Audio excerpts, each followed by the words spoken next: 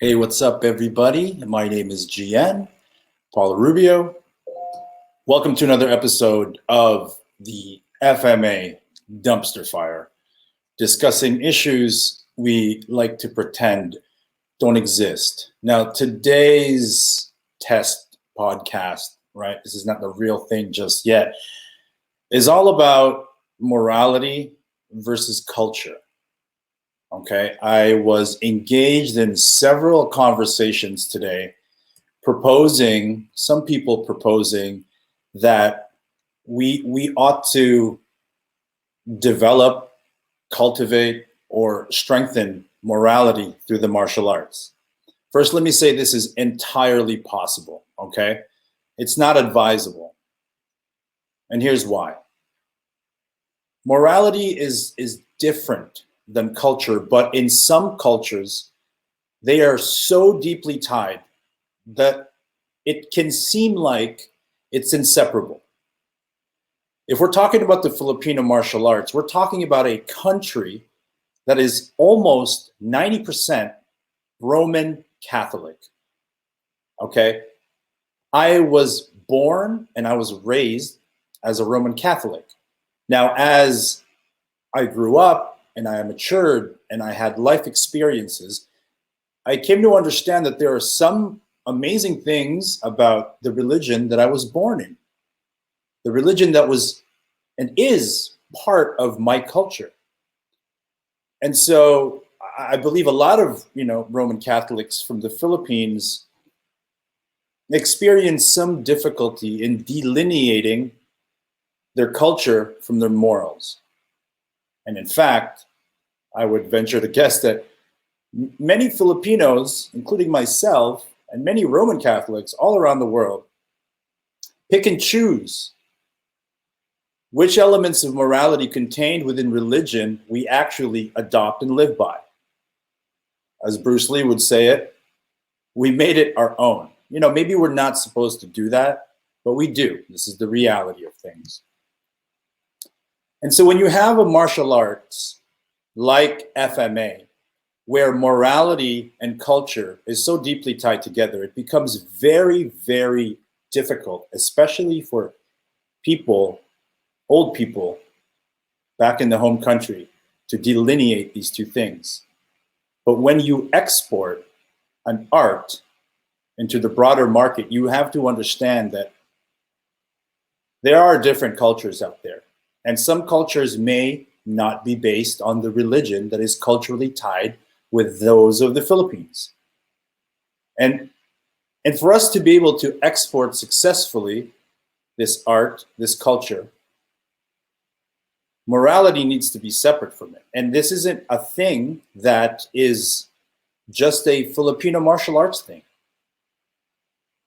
If we observe other martial arts and we examine its ties to the culture as it relates to religion,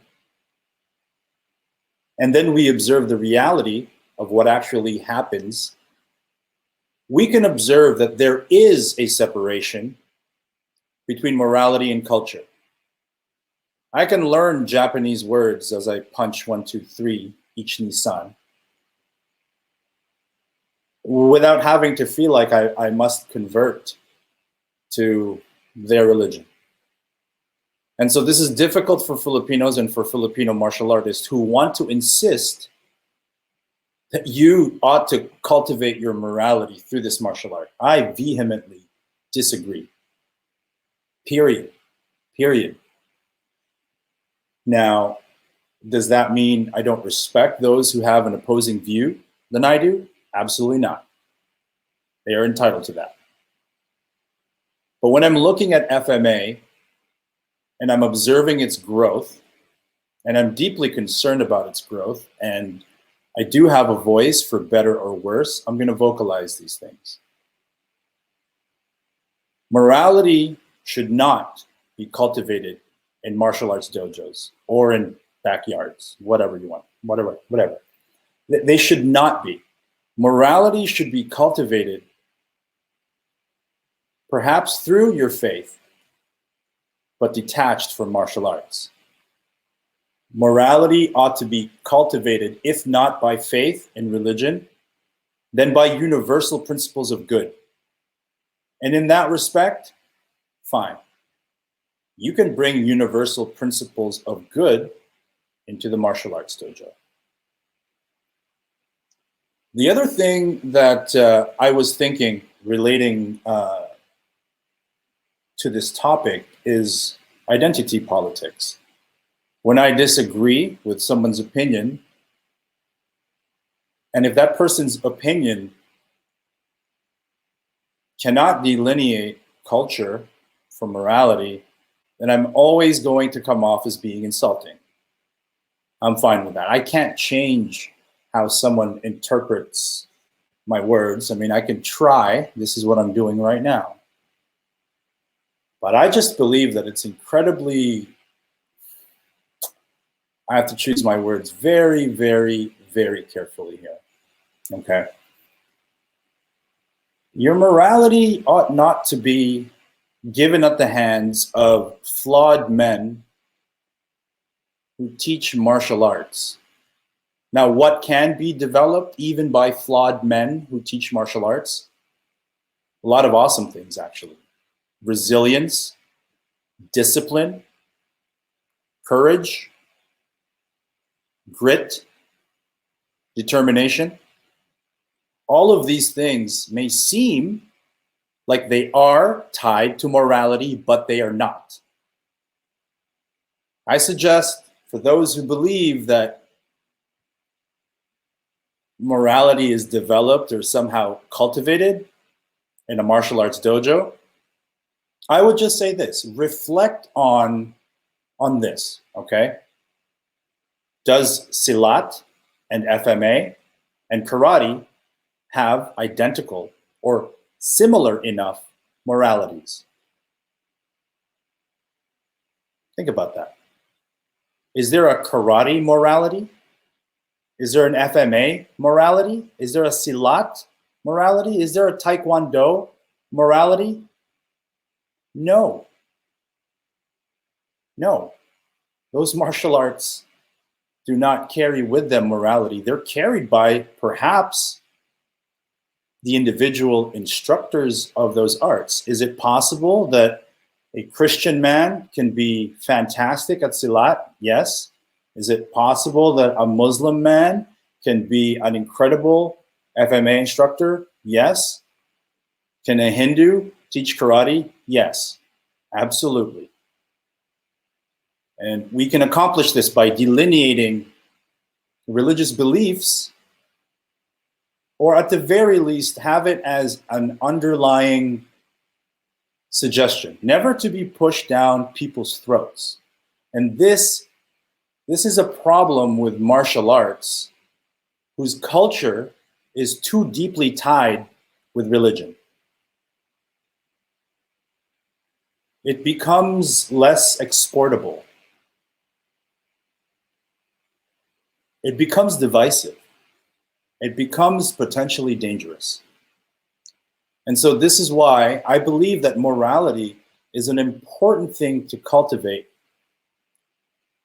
outside of the martial arts dojo. Now, is it possible that in the practice of martial arts, such things may be strengthened? I'm sure of it. I'm sure that if you're getting your ass handed to you in a sparring match and you want to say a little prayer and that helps, wonderful. I'm all for it. But to buy wholesale in a bundle morality and culture as it relates to martial arts, it's extremely dangerous, very dangerous. Could be even foolish. And it doesn't pay respect to the 10% of Filipinos who aren't Roman Catholic. Are they somehow lesser FMA? That's ridiculous. Absolutely ridiculous. And so what is the moral fiber of the Philippines? Well, it's 90% Roman Catholic. Think about that. Do we start our FMA training with the sign of the cross and our Lord's Prayer? It can. Absolutely. If that is your preference as an instructor, it can. If that's the kind of instructor you want to be, more power to you. I respect that. But never should we identify or generalize the entirety of a martial art, particularly not Filipino martial arts, with morality and faith. Let people decide. Make them feel welcome, even if they don't belong to the same culturally tied faith that FMA happens to belong to. That's what I am saying. Now, I want you to just reflect on this for a second. Is it possible for the Filipino martial arts and its ambassadors to delineate culture from morality? There's so many things, so many amazing things about Filipino culture that isn't tied necessarily to faith. And when we're talking about these universal good, that's what we should be. I mean, that's where we can find a correlation to all faiths, is this idea of just being good and treating your neighbors well. And so in that regard, if you want to carry that over, fine, that's a personal choice. But please, please, when discussing morality, just for a second, think about how to delineate morality with culture. Because you can export all the amazing, beautiful things from Filipino culture. You can do that. And it should be a part of FMA studies, right? Even if your number one focus happens to be practicality and self-defense, I'm sure most practitioners won't mind if you threw in a Tagalog word or Visayan dialect saying in there. You know, I'm sure they wouldn't mind having some lumpia beforehand or having a brutal fight.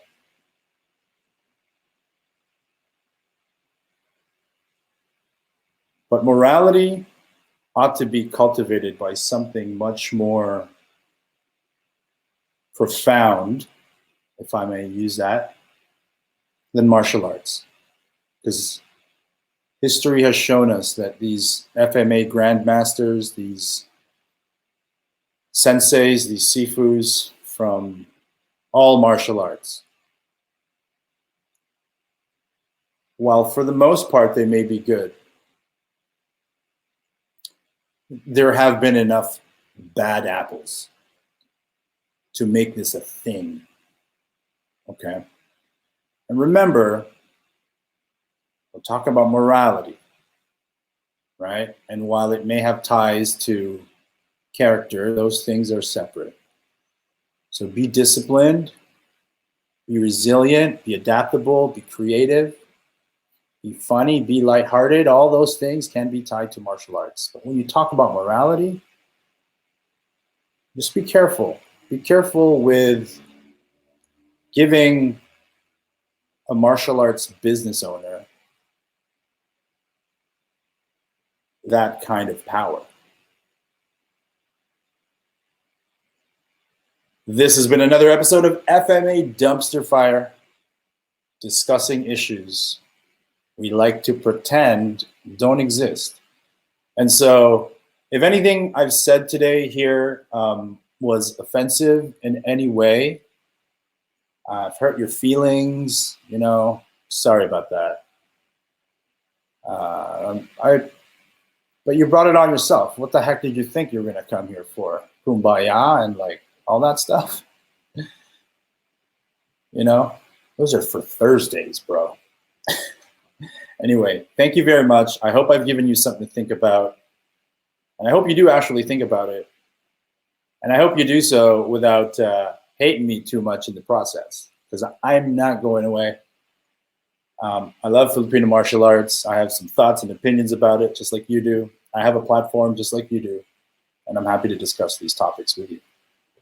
All right. Oh, we got a comment from Brian. As most people study martial arts once they have already developed a sense of their culturally specific morality. But I have to ask you about ethics as opposed to morality. That's a tough one. That's a very nuanced conversation. How do ethics and morality correlate, and where can we delineate them? I'm going to have to look into some definitions about that. And again, the difficulty here, guys, is that these things are all tied together. And my proposal is that we make some effort to delineate them for the greater good. All right? I'm not saying don't pray to your God. You know, I'm not saying don't be proud of these things, right? I'm just saying maybe don't package them wholesale. That's all I'm saying, right? And I mean, I've been around different religions, you know, and there's a respectful way to be in their presence without sacrificing the integrity of your own beliefs. Again, we go back to these universal principles of good. Now, how do I respect somebody who has a different belief system than me? How can we get along together? There are ways, but it requires thought. And the moment we insist, okay, then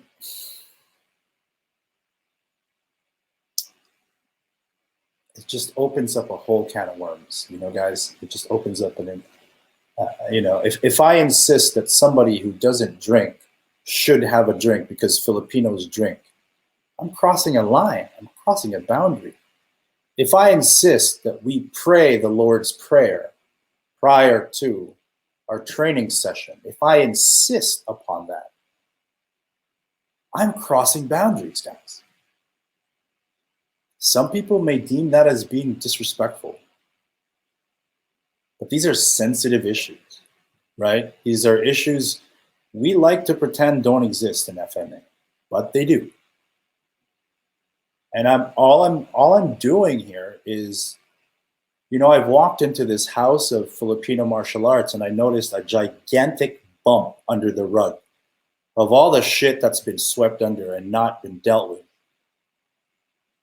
And so I'm like, hey guys, I'm trying to play Jenga. I need a fucking level surface here. There's a bump under this rug. You guys have been sweeping shit underneath it for too long.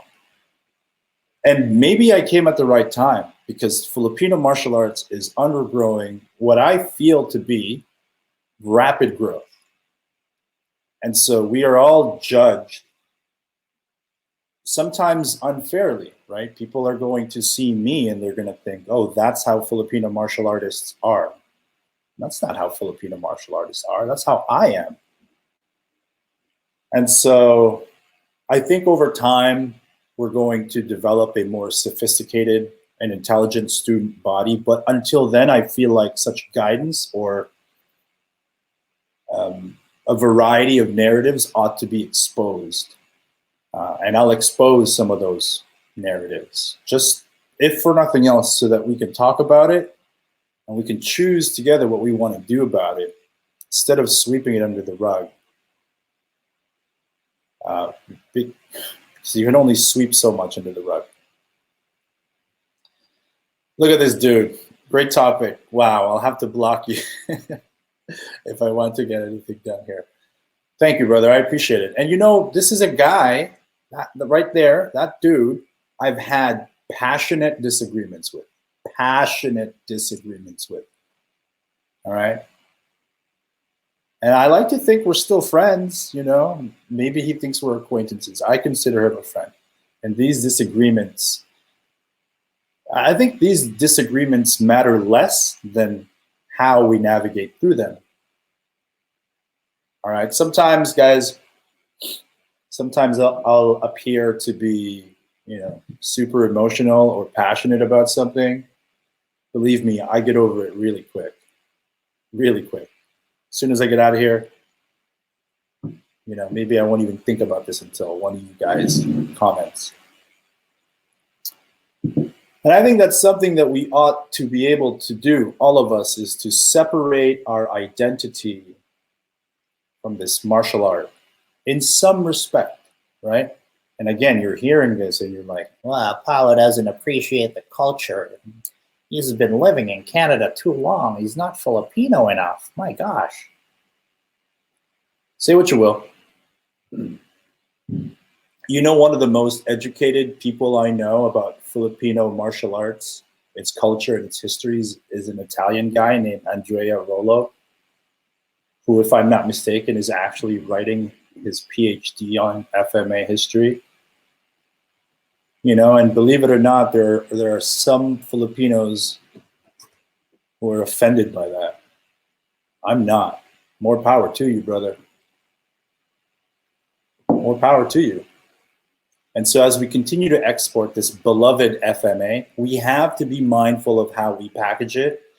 We have to be mindful that none of the native pests are stowed in transit. And if we do identify those things, we have to be very quick to eradicate them, because it can cause serious harm to the native ecosystem here. And so, yes, what I'm saying is that there are elements of Filipino culture that may be less congruent with the culture it's being imported into. And if we're going to be successful at this business, we have to take those things into account. This is not watering it down. This doesn't make it impure. We're simply managing shipping arrangements, really. And the fact of the matter is, the longer people stay into Filipino martial arts, the more they're exposed to culture, right? It's not like we got to shove it down their throats on day one, dudes. If there really is something to FMA worth studying, even outside of culture, then even those cultural propagandists, that's such a terrible way to call them, I'm sorry, but even they will benefit, Even the old Filipino masters in the Philippines who think I'm just some arrogant prick who's recently come on the scene talking a whole bunch of shit. I mean, I don't really need them to like me for them to understand that what I'm doing is going to benefit them. And I'm okay with that. I don't need you to like me for you to benefit from my work. That's kind of why I'm doing this, is this understanding that this is for all of us, man. If I release a Filipino martial arts video and it's flashy and it looks good and it's got a great intro and it sells a t-shirt and it directs a link to an online course, there are going to be Filipinos who are going to hate that, but they're still going to benefit from that video and those videos over time. They're still going to.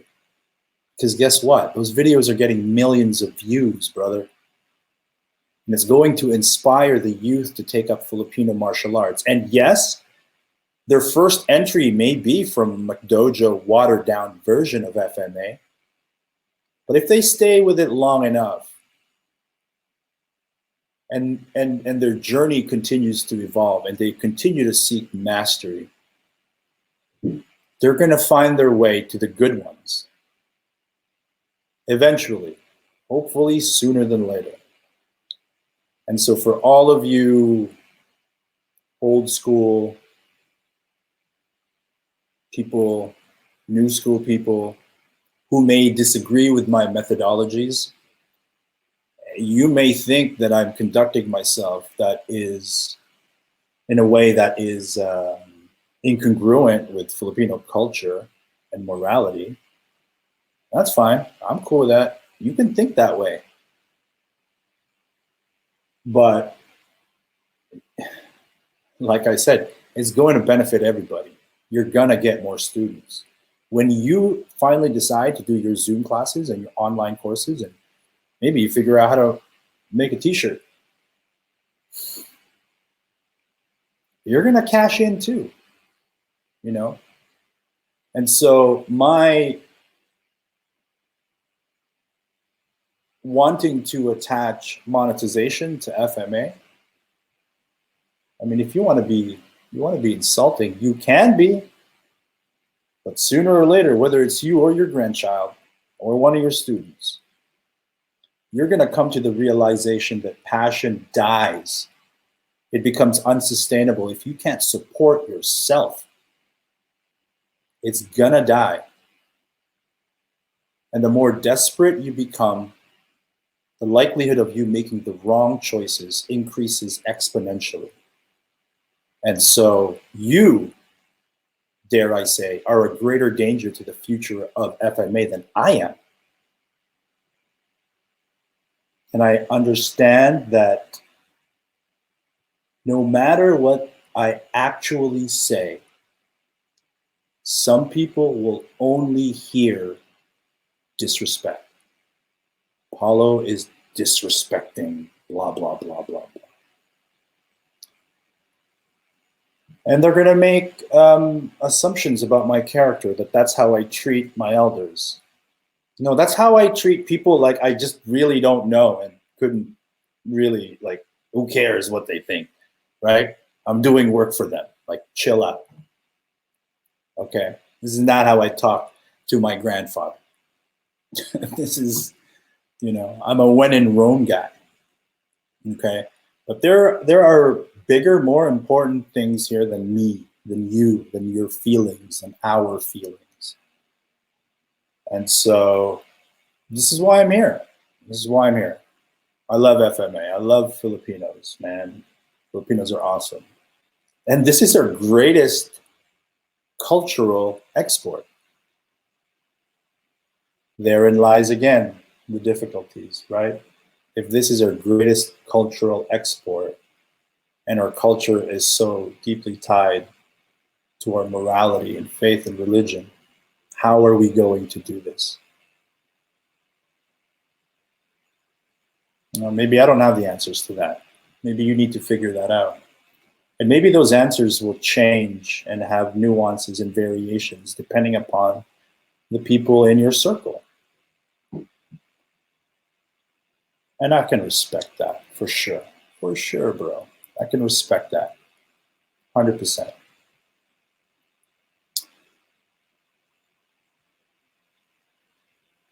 FMA isn't where it should be right now. Or maybe it is. I do believe that everything is as it should be. I believe in that cosmic principle. Everything is the way it was meant to be.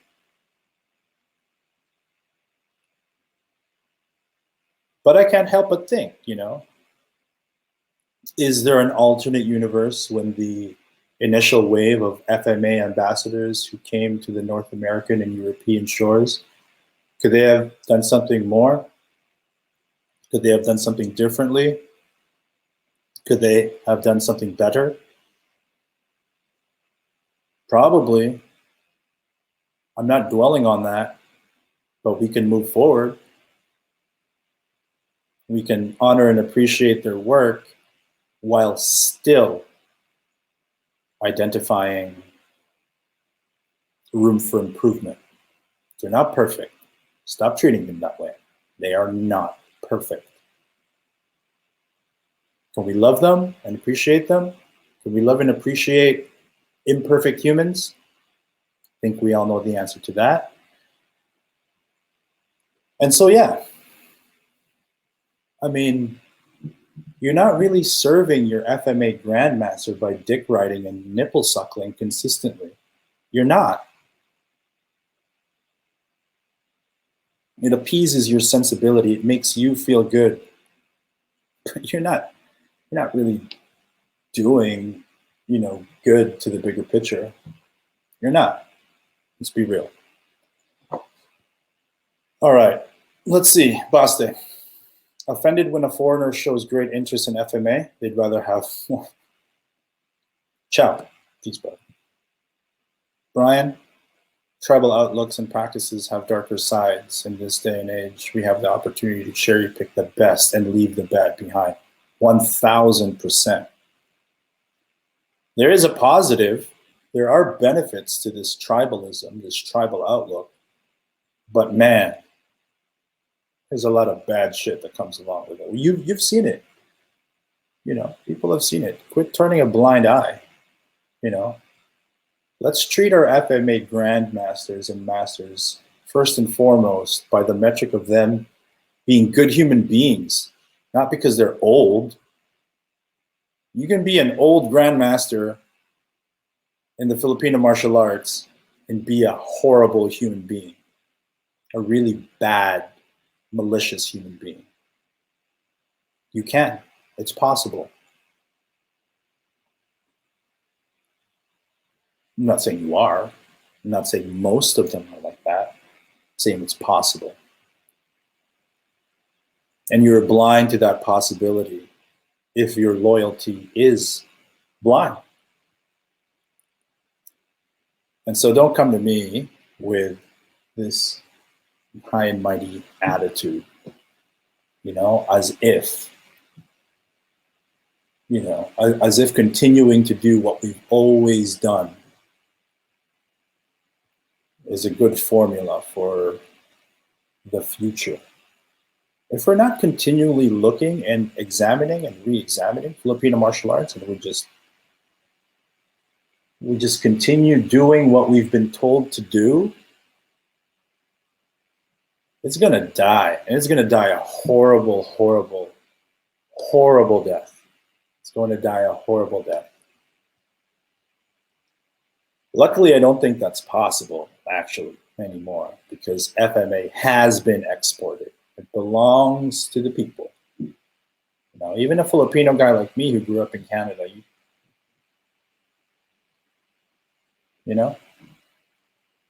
And if we abide by this sensibility, guess what's going to happen, man? And I'm not just looking at myself as an example, but because FMA is flourishing outside of the Philippines, my intention, actually, from the beginning with Doug Marcaida, you go ask him this, our goal was to promote the growth of FMA in the Philippines.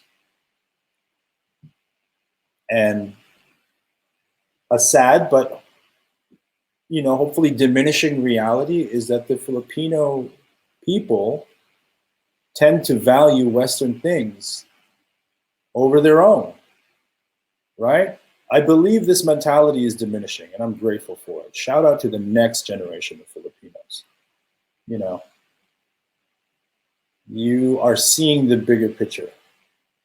Maybe we don't kill that dolphin to sell at the fish market because it's going to benefit our village a little better when the tourists come here to come see them. We're seeing more broadly the next generation, the youth of the Philippines, not the youth, the next generation, the ones who are about to take the torch. I identified this change when I lived in the Philippines for another year. So I was 20. Tell you a story. When my father passed away and I was 19 years old, I'm the only Rubio here in Canada, and so I felt obligated to go back to the Philippines and to say, here I am. I'm going to continue the work of my father. There's a reason my father left the Philippines, right? I'm going to continue that work as best as I can, And so when he passed away, right around 22, I was 23 at the time. He passed away for several years already. I went back to the Philippines, and I was only supposed to be there for like a month. Well, I ended up staying for almost a year. And in that time, I went through a transformation. At first, I was like, I want to be seen as different. I want this prestige, you know? I'm a Phil-am, I'm a Can-am, or Can-Phil. You know, look at me, I grew up in the West, I'm cool. That's how I started my journey back to the Philippines. And then the longer I stayed there, the more I realized I'm a Filipino, man. So I don't want to be any different, I don't want to be this, you know, special case. And so I purposefully stopped, you know, trying to show off. And I actually made it an active pursuit to blend in, to not be recognized, to not, you know, stand out from the crowd. And I learned so much in that process. And one of those things that I learned or I developed was this great hope for the future of the Philippines and the Filipino people. And that came from this generation that is now almost 20 years later claiming that country as theirs. And they're being more eco-friendly. They're being more aware. They're seeing the, you know, the big picture. They're seeing the long road. And so 20 years ago, I had faith in them, and now I'm seeing it. You know, it's far from perfect. You know, that's not what I'm saying at all. But the Philippines is a very different place now than it was 20 years ago. Better place, in my opinion, much better place. And so I guess what I'm trying to say is that things change. We should monitor to what degree these changes are leaning on the positive side, even if they are uncomfortable to accept. And I'm a part of that discomfort. I'm sorry, but I promise you, when this is all said and done, you're going to have these videos to look back to. And if you disagree with me now, you're going to agree with me later. All right, boss, and one more time. Oh my God, just got reminded. My bro and I trained hard and competed in tournaments in the 90s. Let me bring this up here so you guys can read along with me. I mentioned how we were growing / promoting our FMA group in Manila. The response of a close friend of our group's founder, who was in the US at the time, oh, we don't think about the Philippines anymore. We just think about the US. And that's why, like, no offense, man. Some Phil-ams are just, I hate them. I hate their attitude. When Phil-ams go back to the Philippines and they act like they're better than everybody, I hate it. I hate it. Sometimes I even actively poke fun at them and let them know, you're being an asshole. You're being an asshole. I think that was more common then than it is now. Maybe. No, that I'm not really sure. Class division in the Philippines is still a real thing, you know. The rich people talk to the servers in restaurants and public servants very differently. Still see that. And it's friggin' disgusting. Hate it. I hate it. Andrew Jansen, let me bring up your question here. I hope you didn't write anything bad. I'm just going to put it up without reading it. Question regarding integrity. What do you think should happen to GMs and senior figures who make ridiculous decrees or sign instructor certificates for talentless bums? Oh God, bro. Oh man, you're gonna be in trouble. Or cultivate unhealthy fetishes. Should they be outed publicly? Where should we draw the line? That's a personal decision, bro. I'm not gonna tell you to out these asshole grandmasters. And I'll tell you why. Because there's always two sides to the story. And it's dangerous to do that. All right, it's very dangerous to do that. Especially when one's emotions and feelings are involved, it's very hard to detach logic from emotion. And we can say some really derogatory and hurtful things about a grandmaster that may only be true within the framework of how we feel without actually having bearing on actual truth. And I've seen this, man. I've seen so many, right-hand men separate from their once beloved grandmaster over sometimes the silliest of disagreements that, you'd think by how it manifests online that there was some big crime committed, when really it was just a stupid, silly misunderstanding. So that happened. So I would suggest not to do that. Don't out them, don't out them. But if you're going to, be funny and creative about it so others hear about it. And be open to scrutiny and be open to being wrong, and do apologize if you've been proven wrong. But before it gets there, really analyze what you say. Please learn from my mistakes. This loudmouth has had his share of saying things a little bit too quickly. Anyway, I should end this. This is 41 minutes. Maria Aquino, next step. Collaboration of all FMA to make it one with rules and regulations. Bad idea. To make it sports in the international stage like in the Olympics. Terrible idea. Sorry. Now, I know what you're trying to do, right? But I don't think there's going to be one unified rule set in Filipino martial arts. Impossible. So what we can have is something that we're beginning to see in the jiu-jitsu community, right? Where you can have your pure jiu-jitsu, and then you have combat jiu-jitsu, where you can slap a motherfucker in the face, things like that. That's what I think needs to happen. A set of unified rules that we can all more or less agree on as embodying the spirit of this art, right? And people look at Taekwondo and people look at Judo and they're like, I don't want to happen to FMA what happened with Judo and Taekwondo. I'm like, what? You don't want it to grow to a massive scale where people in Alabama are saying Korean words? I want that.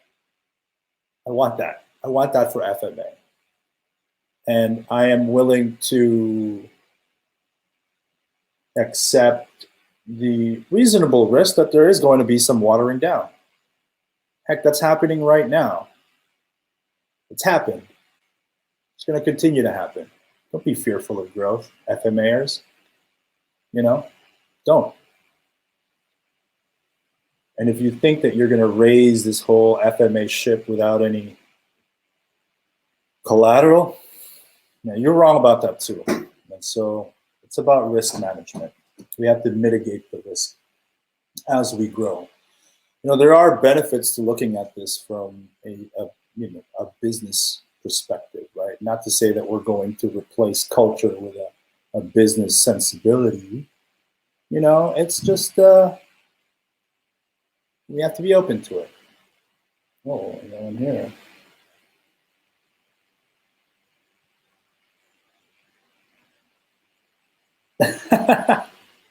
I just got a message from an awesome ambassador of the Filipino martial arts, a student of the Campo 123 Original, my buddy Raimundo. Great dude. I'll give you an example of what a good FMA ambassador is. Raimundo is a great ambassador of the Filipino martial arts. So he was introduced to me by Elric, who really hyped him up. Hey, you got to meet this guy. His name's Raimundo. He's only been studying FMA for a short period of time, but he's a killer at sparring, and he really loves it. And now he's studying blades, and he's documenting and he's researching. So I'm like, oh, here we go. So I meet Raimundo, and please do remember his system, okay?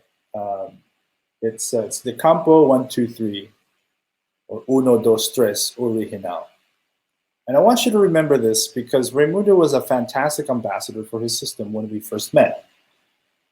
He taught me the fundamentals of the system based on what I wanted to learn from it. I said, hey, can you show me the character of footwork of your system? And he did that. I'm like, okay, show me some strike varieties. And he did that. Um, and he did this because he understood the limitations of the time that we had together, and that he understood me as an individual. I'm not saying he's going to do this for you when you meet him, but he showed me some amazing fundamentals. He taught me he shared with me some of his passions, and then we fought, and we sparred, and then we got to hang out. And while undoubtedly we have differences in style and opinion, what a fantastic ambassador for his art. Not one time did he say, this is the best art. Not one time did he, propose this generalized superiority over any other system. He just gave me a piece of himself, and he shared his love for his art. And so what a fantastic, fantastic ambassador, right?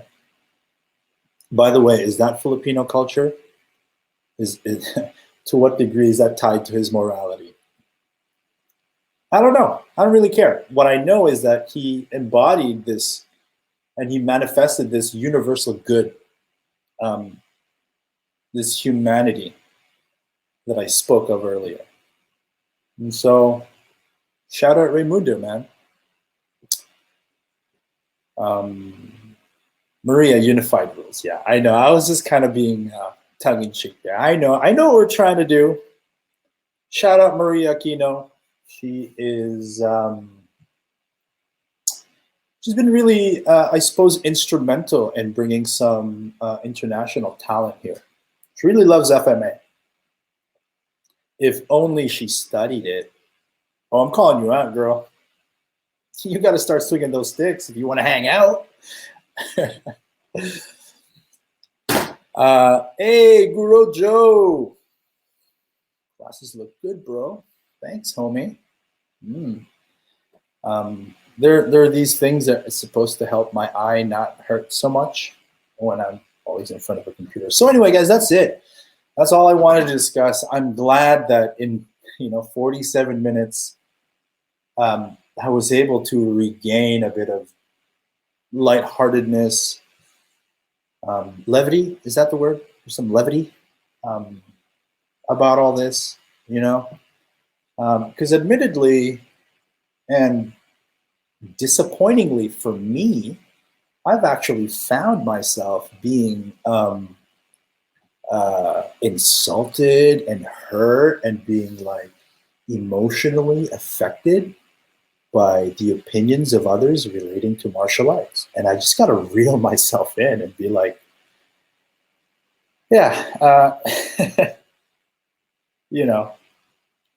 he's a stick swinger like me. We enjoy hitting things with sticks. I'm not going to put too much weight on his opinion. My God.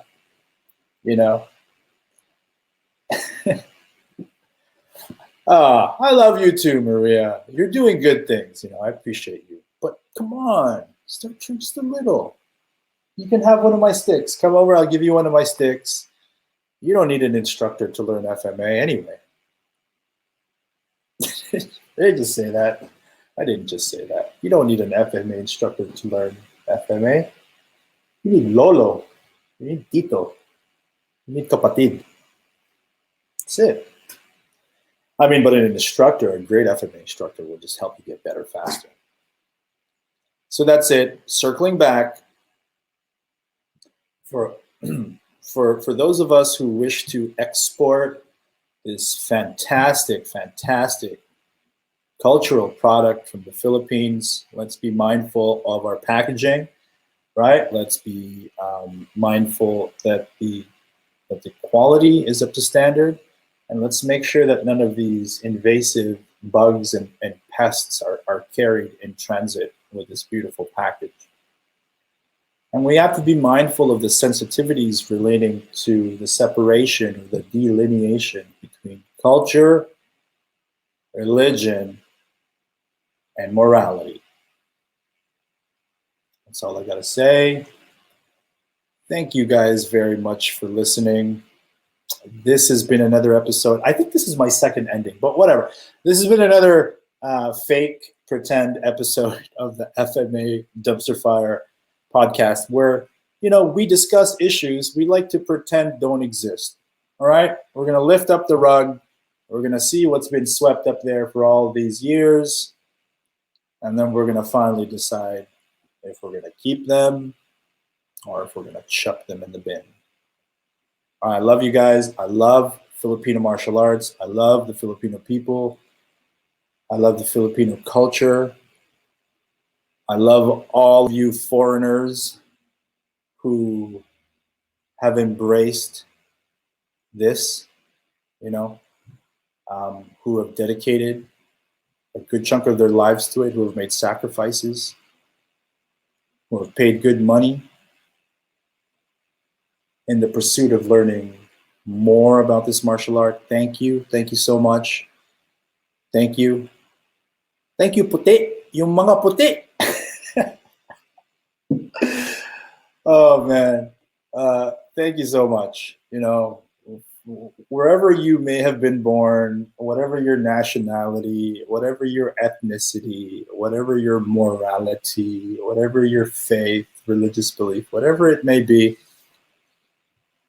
we're bound by something really awesome. We're connected by something really, really awesome here, guys.